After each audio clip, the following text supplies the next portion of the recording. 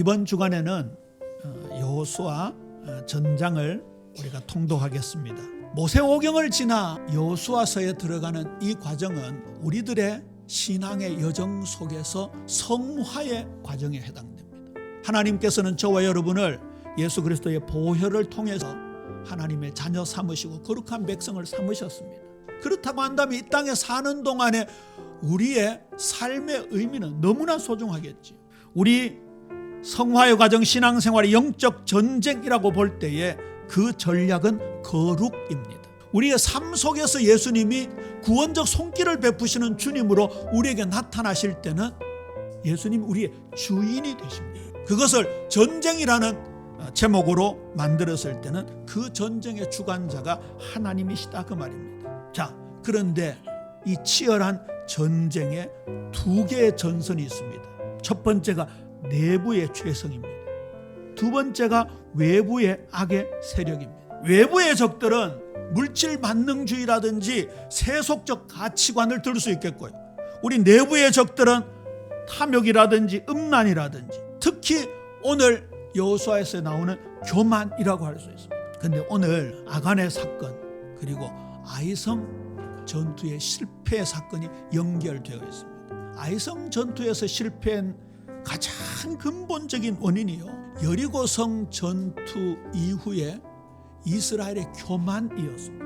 이스라엘 자손들이 온전히 바친 물건으로 말미암아 범죄하였으니 이는 유다지파 세라의 증손 삽디의 손자 갈미의 아들 아간이 온전히 바친 물건을 가졌습니다. 여호와께서 이스라엘 자손들에게 진노하시니라. 하나님께 바쳐져야 될 물건인데 그걸 아간이 훔쳤다 그 말이에요. 아간이라는 사람이 단독 범행으로 훔쳤는데 어디에 문제가 생긴 거예요? 이스라엘 전 공동체에 문제가 생긴 거예요. 심지어 이스라엘 전체가 하나님께 범죄했다라고 말씀하고 있는 작은 틈을 주었는데 그게 이스라엘 공동체 전체가 무너지는 계기가 되었어요. 아이성을 쳤는데 어떻게 됐습니까? 완전히 실패했습니다. 여호수아는 아이성을 앞두고 기도하지 않았습니다.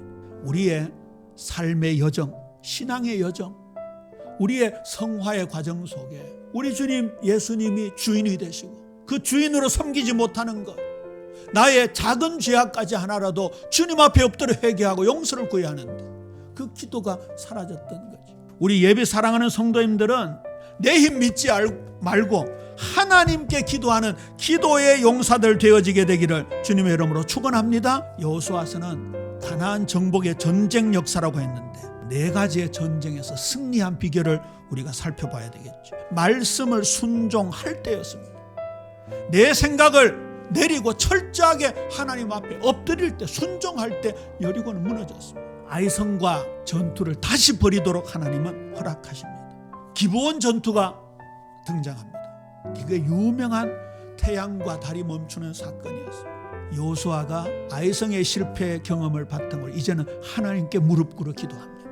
여리고 전투, 아이성과의 재전투, 기브온과의 전투를 통해서 여호수아의 믿음이 점점 성장해야 되고 전쟁의 주체이신 하나님께 더 가까이 가는 장면입니다. 하나님은 그것 때문에 우리에게 전쟁을 허락하시는 거예요. 그것 때문에 오늘날 우리에게 개인과 개인의 갈등을 허락하시기도 하는 거예요. 가정의 어려움도 허락하시고 경제 어려움도 허락하시는 거예요. 그때 우리가 뭘 붙잡아야 합니까? 전쟁의 주체가 되시는 하나님을 붙잡아야 되는 거예요. 내 힘을 버려야 되는 거예요. 말씀을 부여잡아야 되는 거예요. 자, 그러면 성경 전체에서 우리 신앙생활에 절대 간과하지 말아야 될 거예요. 조금만 정리해 보자고요. 예수님이 말씀하셨습니다. 누가복음 16장 10절. 지극히 작은 것에 충성된 자는 큰 것에도 충성하되 지극히 작은 것에 불의한 자는 큰 것에도 불의하니라. 마귀에게 틈을 주지 말라. 정직하라는 말이죠. 불의와 타협하지 말라는 겁니다. 정말 사소한 것 하나까지도 우리가 기억하고 있어야 됩니다. 아가서 2장 15절입니다. 우리를 위하여 여우 곧 포도원을 허는 작은 여우를 잡으라. 우리의 포도원에 꽃이 피었습니다. 꽃이 피었다는 말은 곧 열매를 거둘 때가 되었다는 말이에요. 그런데 누가 들었다고요? 포도원을 허는 작은 여우가 들었다. 여기 헐다라는 단어도요, 단순히 무너뜨리는 게 아니라 매우 파괴적이고 망가뜨린다, 멸망시킨다라고 할 때 쓰는 단어입니다. 이 포도원은 영적으로 말하면 나의 영혼입니다. 우리의 가정입니다. 우리 예비교회입니다. 고린도전서 5장 6절 보세요. 고린도 교회라는 영적인 공동체에 누룩을 제거하라 말씀하고 있습니다. 죄의 속성은 누룩과 같아서 전염성이 강합니다. 죄는 은밀하게 들어와서 강하게 교회 안에 자리 잡게 됩니다. 데살로니가 전서 5장 22절입니다. 악은 어떤 모양이라도 버리라.